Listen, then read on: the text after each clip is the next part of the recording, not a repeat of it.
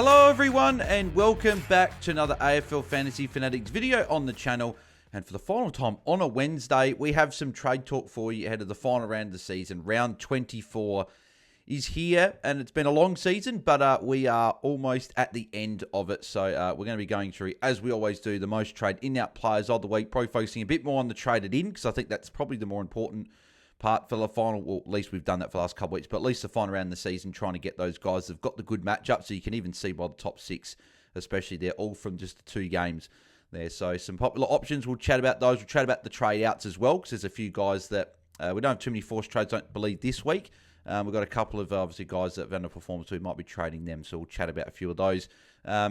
But obviously, these have been a bit shorter videos for the last half of the year. But we will get stuck into it, and let's get stuck into the most trade in. So we'll start off with number 1, Shawn Manners, 3.9k, jumping on him. I think he's a good option, very good option. He's the sort of player that can really put up a ceiling score in a matchup like this against Richmond.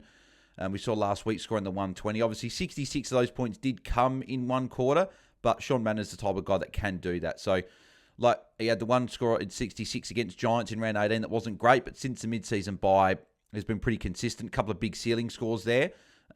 Richmond last time he played only scored the 82. I do think, though, this could be a game where he goes quite well. Like, look at the stat line, like 19 touches, 7 marks, 7 tackles, 3 goals, 3. Just he does fill up all the stat lines. Even in the game against Saints, he filled up all the stat lines. 3 goals, 3 seems to be the number that if he does that, he normally puts up a ceiling score. Looking this year, has he done that at any other point this year? 3 goals, 2 scored 90. So there you go. But yeah, so Shawn Manners, I like him as an option. 930k, so it is expensive, but at the end of the day, cash probably isn't an issue. So you're probably just looking for the some big seeing scores, and Shawn Manners is certainly a player that could do it. Along with the next man, 2.3k, jumping on Jezza Cameron for the final round of the season. Jezza could put up a big ceiling score here, that's for sure. We've seen it a number of times. Jeremy Cameron in the final round of the season put up some big scores. Obviously, only 50 last week. Didn't kick a goal, actually. That was his first game since round 13. And I believe it's only the second or third time. Yeah, only the second time this season he's been held goalless. So you sort of think, could he just make up for some lost time from last week and put up a massive score? So Jeremy Cameron, I think he can go really well here. Scored a 117 last time he played Richmond. So if he can do even something around there or even better, then obviously that could be a big mammoth score coming up for Jeremy Cameron. So I do like Jezza this week as an option. A bit cheaper than Manners as well. So if you don't have the cash to get Manners, I'm sure that you'll be able to get Jeremy Cameron. But a lot of people might be preferring Jeremy Cameron because he might be able to kick a big bag of goals. Grind Myers next on this. So all Geelong players in the top of the list. So Grind Myers, 1.5k, jumping on him. Again, very good option. Just been consistent this year, averaging 95, playing a bit more in the midfield. So it's been good to see his role evolve in the back part of the year. Again, hasn't gone below 87 since the mid-season bye, and has only gone once below 87 since he was injured in that round 6 game, and then the Crows game. So had a couple of tough weeks here, but as the season's gone on, just keeps getting it done. Hasn't turned up as much as what he did sort of just before the bye, but I think this will be a ton coming up here against Richmond. Obviously, last time he played him, scored a 102, and I think that could even be a baseline of what he could go. I think he could go and put up a 120 as well. But then again, I'm saying Manners, Cameron, Jezza could go 120. Got Holmes, Baz. They're not all going to go 120, I don't think. But then again, we saw 3 players last week go 160. So if they share the points a bit, then they could be a few 120. So we'll have to see. Now let's move to the Swans, because we got 1 through 3 was Geelong, but 4 through 6 is all Swans. So we've got Errol Gordon sitting at number 4, most traded in this week. Actually, how many people brought him in? 1.4k bringing him in. Been slightly unders, Errol, this year. Obviously, coming from a long way back, obviously, with the was it fractured ankle that he had early in the year. Came back, obviously, post-bye, and had 3 tons in, 2, 4, 6, 8, in 9 games. So, not quite getting to the Errol that we know. But then again, if you look at it here, I didn't realise this. He's given a free kick away in every single game. And given away at least 2 in his last 5. So that's interesting that he's given away a lot of free kicks. That obviously is a reason why there's some 90s here, and they could easily be some tons. Marks aren't as high as what they have been either. I think West Coast, I think he tons up. I don't know if I see a world where he doesn't go well in this matchup. This is a matchup that just feels like it's made from an Optus Stadium, wide open ground. Could just see him going quite well. Like he played Freo for a 120. Oh, no, that was a SCG. Never mind. I thought that was at Optus Stadium. But yeah, I just think that this is a game made for him, right? Because last week it would have been better, but he got tagged by Mullen. Brisbane, tough matchup. Giants, tough matchup. North Melbourne was obviously a low score, along with St Kilda. But yeah, probably should have had a few better scores. But I guess the good thing is for next year, right? Priced around the 100 mark. We know he can be a 110 guy when he's in form. So I just think, though, last round against West Coast, I think he'll be putting out a good performance. And I think Errol will go really well. So I like him as an option. Number 5, most traded in this week is Isaac Heaney. There we go. 1.2k jumping on him. I do like Isaac Heaney this week a fair bit.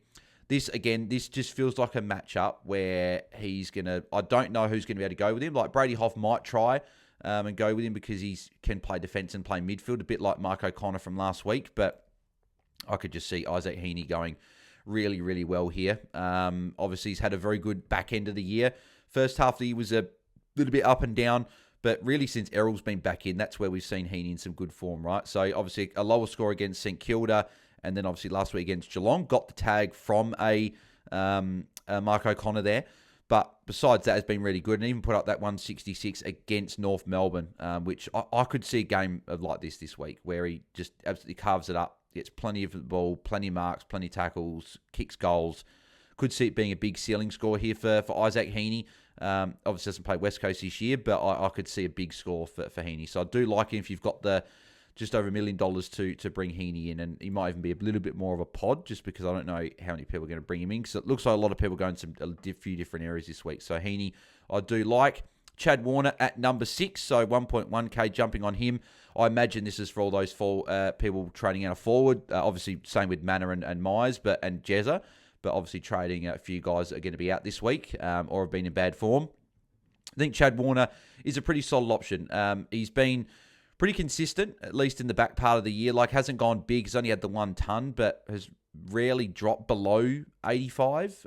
Like, he's gone 71 there and 82, which is just below the 70 there. But more often than not, he's getting these 90s as well, like the 97, 3 90s in a row there, a ton there. And that's where he's been pretty much all year, right? A guy that's mainly been getting 80, 90 sort of scores, a few tons every now and again.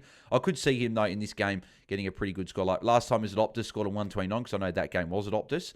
And it's had some big ceiling scores and some good matchups. So I could see this being a game where Chad Warner does put up a good score against West Coast as well. So going back home to play, I think he could put up a good score. So I like all the first 6, because all the first 6 options this week have all got a good matchup, and that's what we're targeting, right? Richmond and West Coast, good matchups. Finn Callahan is at number 7. He's been in some very, very good form. He's going to average pretty much probably 100. He's got to score 111 to average over 100. If he scores over 111 this week, he'll average over 100 for the year. So really taking that next step this year.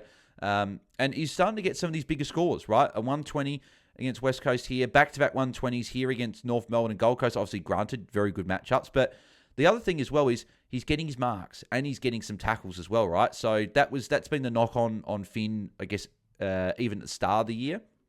He was just getting a lot of the ball, but wasn't really getting marks and tackles. Like, you look at a lot of games here, maybe it's like 2-1, 2-4, 3-4, 4-7. Like, there's a few where it's starting to increase. Like, it really started increasing probably around sort of just before he got injured, when he started getting some good tackle games, getting a few marks. A couple of games before the bye wasn't great, but since the bye, he's been getting a lot of them, right? So obviously only had 37 touches here, but 4 marks, 1 tackle. But again, just like 8-2, 6-5, 6-2, 4-8, 8-6. Like, that's what's going to help, obviously, as we know, fantasy players get these big scores. So, and if Finn Callahan can start adding that, we could maybe see a sort of a Bontempelli sort of S player sort of come through, where you can just put up a ceiling score sort of in any matchup. So Finn Callahan's certainly one we're going to be owning a lot in the future. And if you want to jump on in this week, you could. I wonder if Hugo Garcia or someone tries to go with Finn this week, but he's playing such good footy that I don't know if it's going to matter too much, especially in the last game of the round, last game of the season as well. So he is at number 7, just under 1,000 jumping on him as well. Number 8, Narelle Anderson against Port Adelaide. That'll be, Friday night. Don't mind Anderson's a pick. I'll sort of wonder if Drew does go to him, just because I think Port are going to be really up for this game. Seems like a game where, like, obviously Ken Hinkley's last game as Port coach, Boakey's last game. I could just see Port doing everything possible they can to get the win. And it is a potential banana skin game for Gold Coast, right? Like, Gold Coast need to... If Gold Coast win their last 2 games, they'll make top 4. Like, as long as... I think it's if Hawthorn beat Brisbane, then maybe Gold Coast can't. I'm not actually sure, but I'm pretty sure that as long as Gold Coast win this game and they beat Essendon by about 5 goals, they get top 4. So it's in their hands, and Gold Coast are going to want to win this game, right? So I'm just saying if Hawthorn win, they move to 60... No, see, it'd be about percentage as well. So, I just think that Anderson, it could go 1-2, right? Because I'm looking at from, well, Port got to win because of Hinkley and Boak, so I'll tag Anderson. But I'm like, well, Anderson's the captain. Gold Coast have to win. Does he stand up and have a big score? So I think you can definitely go there. I've just wondered, just because we've got some other options like Gould and Heaney, and even a Butters in this same game that won't get tagged, have probably got more access to ceilings this week than Anderson. That's probably why I'd prefer to go there. But Anderson's had a great year, right? I know he's averaged 101 and still hasn't taken that step. He's taken the step in real life in terms of being an amazing player, and he's in the mix for the Brownlow, but he hasn't taken that step yet to be that 105 plus midfielder, which I think he can definitely be at some point. Again, a bit like I said with Callahan, it's those marks and tackles. Again, he's only 24. He's still got plenty of time to, and I'm sure he will get there eventually in terms of being a fantasy sort of uber premium. And he's been really good, right, since round 10. Like, he had some low scores, a bad patch there, but from round 10 onwards, the only games under 100, he had a 60 against Geelong, got hit late and got tagged by Mullen. Got a 90 there, a 78 there against the Crows. That was so they got completely demolished in that game, and then a 65 against Carlton where he got the Cooper Lord tag. So it's probably just those floor games. He's probably, if he can fix those floor games, I think he can really take that step up to that 105 averaging mid. But yeah, a long chat about Anderson. But if you want to jump on, you certainly can. I think there are just a couple of other midfielders I'll probably go ahead this week, but you can look at that for sure. Dane Zorko, I think he's definitely an option. Looking better last couple of weeks, not looking as hindered by that foot injury. And big game for Brisbane, this one here. So they obviously have to win this game. Back-to-back tons as well. A couple of low scores there. So you can definitely look at him here. Last time against Hawthorn, 127. So good score there. I like Zorko as an option. 921k is a good price as well. So, Zorko, 100% you can definitely look at this week. Hawthorn's not a great matchup, but because of how big the game is, I think you can definitely go there. I sort of wonder if, watching Brisbane, I always think, why don't teams put more attention to Zorko just because of how good his kick is out the back line. But if he's not going to get attention, he's going to keep dominating. So Zorko, I think, will go well. And Dev Robertson's the 10th most trading player. Obviously, people just trying to bring in a 230k sort of either red dot or mid forward. Obviously, didn't play last week. So if you're looking for... And he plays the final game of the round as well. So that's probably why people are going there for the red dot. So I like that one if people are looking towards Dev Robertson as an option. What else we got? We got Tristan Cherry just outside. Obviously, massive score last week against Richmond. Crows this week, probably wouldn't be trading into him, I don't think. I think if you can't afford one of those big dog rucks and you need to upgrade in the rucks, you can look there. I just think, though, that against Riley O'Brien, I just don't know if he's going to put up another 160 again, right? So it was good to see X in some form. Like, he'd been poor this year. Obviously, dealt with a couple of injuries here and there, and obviously the suspension. So I guess maybe could be someone to look at for next year, priced at 102 if he does decide to go well over 105 again next year. But yeah, something to watch, I guess, for next year. But yeah, Cherry is an option, but I don't love the matchup against Riley O'Brien. And at the end of the day, we're bringing players in for 1 week, right? So we're probably looking at these 1 week matchups. Max Holmes, not really much more to add. I think he's a good option. Richmond this week, I think he goes big. Travis Boak, I think, is potentially an option. I think he is, right? He's been good the last few weeks, and Jordy actually flagged this last night on the pod. As a forward, 701k, he's gone 97, 103, 90 in his last 3, right? He's had some really good scores, playing a little bit more sort of up the ground, and even getting some CBAs, I think I saw as well. I think final game of his career, I think you could definitely launch into it. 701k, I think they'll try and look for him. Gold Coast, a great matchup. If you don't have the cash to get up to some of the big forwards like Manor, Warner, Myers, Jeremy Cameron, and you can only get in that 700k range, I think you could definitely look at it. So like if you've got a Rankin, you could go Rankin down to Boak, and then maybe if you've got someone in the 800s, you can go them up to a 900k player. I could definitely tick that off for sure. And Andy McGrath's another player that I think I could tick off in sort of a similar vein, right? 762k, been really good, playing a lot more in the midfield, 134 last week. So again, Can't believe I'm suggesting McGrath as an option because he killed my season a couple of years ago starting him. But yeah, 101 the week before, so back-to-back tons, and 92 before that as well. So getting a lot more of the ball. I think you can definitely look at Andy McGrath this week if you're a little bit strapped for cash in the last game. Jordan Croft, potentially an option, downgrade. I'd just prefer to get 230k rookie. But again, if you, at the end of the day, right, I'd prefer to get a 230k rookie, right? But if you've got just cash line in the bank and you do an upgrade and a downgrade and you've got 20k in the bank and you just want to get someone playing, then yeah, might as well use the cash while it's there. But if you need the 230k rookie, I'd prefer to go there because unless you need cover, you probably won't need to get pay up for someone. George Hewitt, yep, good option this week. Essendon's a great matchup. I do like Hewitt as an option. Sheezel, Crow's tough matchup, but after what we saw last week, you could definitely look at that. The only thing is, though, the only thing that's hurt is that he's going to be a forward next year, I would think, mid-forward. Maybe might have too many midfield time to maybe, and might just be a straight mid. Our fingers are crossed, I think, as a mid-forward. He's now priced at 109. So he's that 186 has really sort of shot him up to such a high average that he's going to be so expensive again next year. So, but if he's a mid-forward, he could be someone that we might pay up for because of the lack of forwards next year. But yeah, she's a good option this week if you want to bring him in. Obviously not a great matchup, but I think he'll be fine. And yeah, there's some obviously other options like Zach Bailey's had some good form. You could look there if you want someone different. Touk Miller was someone we talked about on the pod last night as well. You could definitely look at Touk as an option if you are a bit cashed out and need someone in the mid 800s and you want to go for a more expensive forward like Manor, Myers or someone like that. And let's move to the most traded out players. And Isaac Rankin is obviously the most traded out player of the week, 3.6k. Trading him out, obviously be suspended for this week. So he's a must trade there. And again, you've got forward options, which we mentioned before, like your Manners, your Myers, your Camerons, and your Warners. So I'd be getting one of those guys. So Rankin's got to go. I think McCrae's got to go as well. So a few people might be doing a double forward move this week. McCrae, his time on ground has just been not been very good. 55% tog last week is just not great. Like, look at this. Like, it's a real downturn. Like, he's had one game over 70%, and the rest of them been below 67%, right? So, not great. Hasn't put up a big score for a while. Giants this week, tough matchup. I think McCrae's got to go. So, as I said, maybe it's if you've got Rankin and McCrae, maybe it's a Rankin down to a Boak or something like that, and then McCrae up to one of those forwards if you've got no cash. That's what I'd probably be looking at doing. McCrae's got to go. Tom McCarthy has been very, very good this year, right? How good of a pick has he been? Let's say he's made 515k for us since he started in his 9 games. And he's just been consistent. Like, he's just getting it done pretty much every single week. Another 82 last week.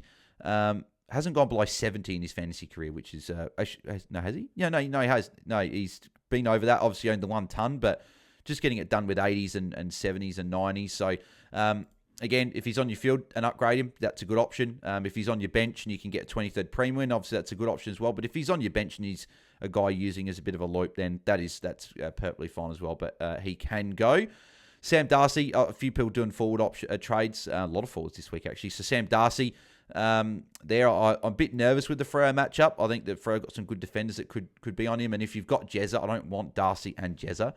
But a lot of people won't be able to trade him if you've got a few of these forwards you're looking to move. So Darcy can be someone that you do move on. Caleb Daniel for me has got to go. I feel like if you've owned him all year, which we probably all have, it's just like almost like a thanks, Caleb, for doing what you do, but we don't want to end the year with him in our side. He had 1 ton since round 3. He's only had 3 scores over 80 since round 13. So just, again, a lot of 70s, like just pretty much all 70s here. So for me, Caleb Daniel has probably got to go. And get a forward in. Get one of those forwards we talked about, most trading, they've got good matchups. Connor Rozee is here as well. So he is the 7th, is it 7th? 6th most trade out player, 1.3k. Trading at Rozee. Gold Coast this week's a good matchup. I think I'm holding Rozee. It's such a big game for Port, this one. I think Rozee plays well. He was obviously poor last week, but I think this is a game. Good matchup against Gold Coast. I think he puts up a good score here. So I think I'm more leaning to keeping Rozee. But again, if your team is in really, really good shape and you've got no real obvious trade outs, I think Rozee is someone that you could look to move on if you want one of those big ceiling scores. Jackson, you could move off. I'd prefer to move off some of these other forwards. Obviously, I think Jack's probably dealing with a couple of things at the moment. He's obviously training in Melbourne ahead of the game. If he plays, I'm still holding. Dogs, I think, is a good matchup for Rucks still. And I prefer to hold, but obviously if he's out, then obviously we're going to have to find something to do there. So Jackson is someone that you could potentially look at moving off of if you've got him. So what are you up to? That is number 7. So number 8, most trade-out player, Andrew Brayshaw. So he's someone I'm looking at trading out this week. It's just, I think he could score well against the Dogs this game, but he's just been poor for a while now. What did he do against the Dogs earlier in the year? He scored a 119, so good game there. But again, just like he's turned up once since round 15. He's had, he hasn't gone over 90 in his last, what's that, 5 games. Just not getting it done. Obviously, the only game he did was when he had a lot of tackles there. Even had 10 tackles against Collingwood, but still didn't turn up. Yeah, I don't know. He's just not even getting all those touches either. Like, it's just a lot of low 20s. Like look at this. Like, he's got like 25, 24, 29 was the big obviously score there, but 21, 32, but still didn't go over 82. 23, 23, 22. Like, just a lot of low 20s. I just think it is time. He can definitely go. If he can get one of those mids, like again, we mentioned a few of them in the trade in, I think Brayshaw is someone that can go. And then we've got Manny Lydian and Hugh Boxall. So a lot of people probably got them on the bench to cash out, and that's a good option as well. Like Lydian and Boxall have done their job. Like Liddy's made over, what's that, 271k, and now over 500k. So that's good for him. So he can go. And then Boxall as well. He's over 500k as well. He's actually been fairly solid the last sort of month or so. I think he's got a lot of 60s, a couple of 70s in there as well. Yeah, so actually, no, just over 50 a lot. Here in the game time, obviously, it's good to see him playing a bit more game time. Obviously, they're prioritising guys like him over some guys like McCrae. So, Boxall, downgrade him, get yourself near 300k and use that for an upgrade, I'd say. So, guys, just outside Petrarca, yeah, you can go. Again, I think a lot of people are trading at other forwards this week. I think Petrarca looked better last week, playing the midfield a bit more. I think that he'd be someone that I'm happy to hold. 28 touches, just 2 marks, 2 tackles. I think that he'll get a couple more marks this week, maybe a tackle or 2 extra, and might be able to ton up in this game. So, yeah, and who knows? It's his last game for Melbourne this week. So, I think he goes well in this game, and I think he could be a hold. But again, if you don't have some of those other forwards, you want to trade him up to a Manor or a Myers or a Cameron against Richmond or a Warner against West Coast, then you can definitely look at it. McCurcher could go as well. He's been good. Adelaide, not a great matchup, but depending on how sort of where your team's at, he could be someone that's maybe one of your sort of bottom end players in terms of all your completed teams. So yeah, could go. Buslinger, Davies, May can all go. Josh Dagos, I don't want to trade. I know he's gone back-to-back 60s, but Jordy was saying he's gone over 132 in his last 3 against Melbourne, and the only game he didn't go over 130 was the game this year where he went 128. So he's gone over 128 in his last 3 against Melbourne. I think he goes well in this one here. It's a matchup I think that'll really suit him, and I think he'll end off with a ton. So I'm holding Josh Dacos. Still got a good role. I'm not moving off of him there, and other guys as well. Taru can go. Sarong could go as well if he's one of your worst players. And Merritt, I'd probably almost lean towards holding. 250th game for Merritt, and Lord's not playing, so I don't know if he'll necessarily get a tag from anyone. Maybe Hewitt goes to him at stoppage, but that's about it. So my top 5 targets for the week. It's pretty interesting because there's obviously so many good options with good matchups, but really it's going to come from the 2 games, the top 5 targets. So my number 1 target this week is I've got Errol Gordon at number 1. I've got Errol Gordon at number 1. I just think this is a game where he could go big. Ceiling score could be his first 130 score of the season and end off with a real bang. So I'm going to say Errol is my number 1 terms of matchups for this week. Then at number 2, I've got Heaney. I've actually got the 2 Sydney boys at number 2. I think Sydney are going to end off well. They're going to want to end off well, and I think Heaney and Gordon are going to be a big part of it. So I've got Heaney at 2. Then I've got the Geelong boys. So I've got Myers at 3, just for that mid-forward role, like the CBA role. He could rack up a lot here. Then I've got Manor at 4, and then I've got Jezza at 5. But 4 and 5, it's really a toss-up, just because if Jezza kicks a bag, he'd go massive, right? So, and Jezza being low on the list probably doesn't make a huge amount of sense. But all these guys are great options. Even Warner just outside. They would be the 6 I'd like this week to target. They're the 6. You got Holmes as well if you don't have him. You got some other really good options, but they're the 5. It's hard to make a list at this time of the year because you're only looking at one matchup, right? So, yeah, I hope that does help in terms of what I would do in terms of trades. But my trades currently for this week, I am bringing in the 2 guys I do like the most. So at the moment, I am moving Caleb Daniel off, and I'm bringing in Errol Gordon. I've got so Caleb Daniel was essentially my 23rd premium on the bench as a mid forward. Bringing in Gordon, so I'll be able to loop for example, I can loop Rozee and Josh Dacos on Friday night. I can put both on the bench, either take the best score or take both and trade out someone that is on my field there. So he's coming in. And then at the moment, Andrew Brayshaw is the one going out for me. And Isaac Heaney is coming in for that West Coast matchup. So bringing in the 2 Sydney boys. If Jackson's ruled out for some reason, or I do decide to trade like a Petrarca out instead, Manor or Cameron would be where I'd be going, and I wouldn't be worried about Heaney. So it comes down to what, Brayshaw and Manor / Cameron, or Heaney and Petrarca. And I'm currently in that words Heaney and Petrarca. I just think I just probably leaning towards there, but I guess we'll see what I end up doing, but that's currently what I'm looking at. So let me know in the comments below, guys, what you guys are doing with your trades for round 24. The final 2 trades we'll be making for this season. Let me know what you guys are doing in the comments below. As always, I'll be back later on tonight recording the Patreon Q&A. So if you want to get in for the final one, head over to patreon.com/AFL Fantasy Fanatics. But for any Patreon members watching now, the subscriptions will be paused once this round's done, so you won't be charged until the content kicks off in like February next year. So you don't have to worry about cancelling or anything like that. And if you do end up joining this week, you won't get charged after this week. It'll go all the way to February and you won't get charged at all. And then we'll start content on the Patreon stuff in February. So, but yeah, make sure you do smash a big thumbs up on the video. That'd be very much appreciated. Subscribe to our channel if you haven't already. We've got plenty of AFLW content still coming, even though the men's season will be coming to a close this weekend. We'll still have AFLW fantasy content coming. So stick around if you guys are still doing AFLW fantasy. We did our pod yesterday, me and Tom. That was up there, round 1 review. So if you want to check that out, make sure you do. But good luck this week, guys, with your trades. I'll be back for captains tomorrow as well. And obviously pre-lockout chat on Friday. Probably either be 1 or 2 pre-lockout chats with the AFLW one as well. So we'll see in terms of where we're going, or if we might do the AFLW one on Saturday. We'll let you guys know. But yeah, make sure you follow at BAILSDT on X and at AFL Fantasy Fans on X as well, and you can sort of keep up to that wherever we're going live or putting up content, and turn notification on as well on like little bell on YouTube so you don't miss when we're going live or upload content. So anyway, thanks everyone for tuning in. Thanks for tuning into all the trade talks this year. It's been very much appreciated. It's still one of the most popular videos on the channel, so appreciate you guys tuning in each and every week, and we'll be back obviously doing the trade talk and stuff moving forward as well. So thanks everyone for tuning in. We'll catch you guys in the next one. So thanks everyone. Have a good night. See ya.